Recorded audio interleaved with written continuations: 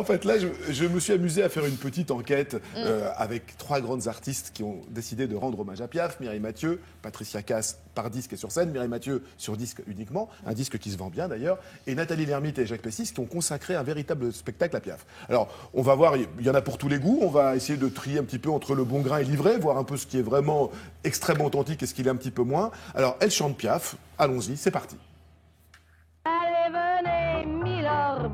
Pour commémorer les 50 ans de la disparition d'Édith Piaf, les hommages sont légion. Ben oui, comme vous l'aurez noté, hommage rime avec fromage, et là, le plateau est bien garni. Ensemble, si j'ai compris, sans amour dans la vie, sans ses choix, ses chagrins, on a vécu pour rien. Elle, c'est simple. Depuis qu'elle est toute petite, les plus grands disent d'elle qu'elle a de la graine de Piaf. Mireille Mathieu, c'est incontestable qu'elle a le timbre de Piaf, et elle l'aura jusqu'à la fin de sa vie.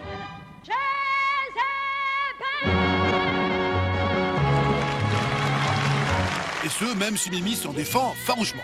Je pense qu'il n'y a qu'une Édith Piaf et qu'elle est irremplaçable et que personne ne pourra la remplacer. Moi, j'essaie simplement d'être moi-même. Merci Mireille. Patricia, elle, casse le mythe. Ben non, elle, petite dans son biberon, c'était pas la môme. Comme j'ai grandi à la frontière et que ma maman était allemande, on écoutait beaucoup plus Marlène Dietrich, par exemple, que Édith Piaf. Une chose était sûre pour moi, je voulais pas que se copier, parce que Piaf est Piaf. Et dès le début, il y a eu un côté un peu théâtral, parce que pour moi, elle représente aussi ça.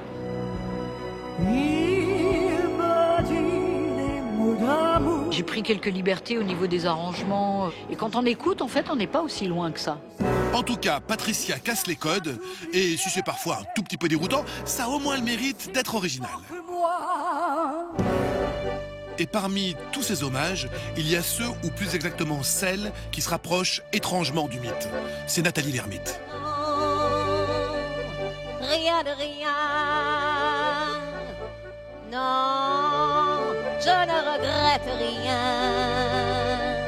Je suis pas une imitatrice. Piaf a une voix exceptionnelle et une voix unique. J'ai pas la voix de Piaf, j'ai la mienne modestement. Moi, elle m'envoie quelque chose et je le renvoie. C'est un match de tennis. Et dans cette rencontre, il y a plein de services gagnants, certains moments extrêmement poignants, voire totalement troublants. Effréné par la foule qui s'élance et qui danse une folle farandole, je suis emportée au loin. Je dirais que Piaf a, avec ses larmes, a séché les miennes. Et elle continue à le faire.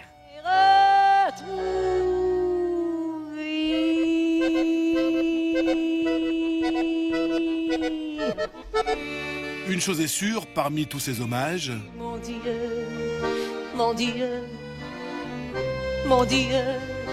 Dieu reconnaîtra les siens, ou plus exactement, la sienne. Même si j'ai tort, laissez-le moi.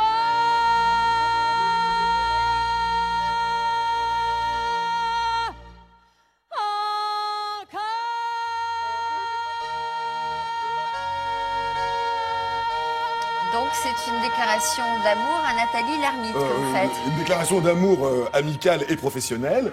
Nathalie Lermite, La vie en rose et noir, un spectacle écrit par Jacques Pessis qu'elle a mis en scène. Franchement, c'est troublant. C'est au théâtre d'Onou. C'est impressionnant. Elle n'imite pas Piaf. On a l'impression qu'elle est possédée par Piaf. Il y a un album de chansons. Nathalie est en train de préparer un album sur Piaf. Franchement, c'est un des spectacles pour cette fin d'année.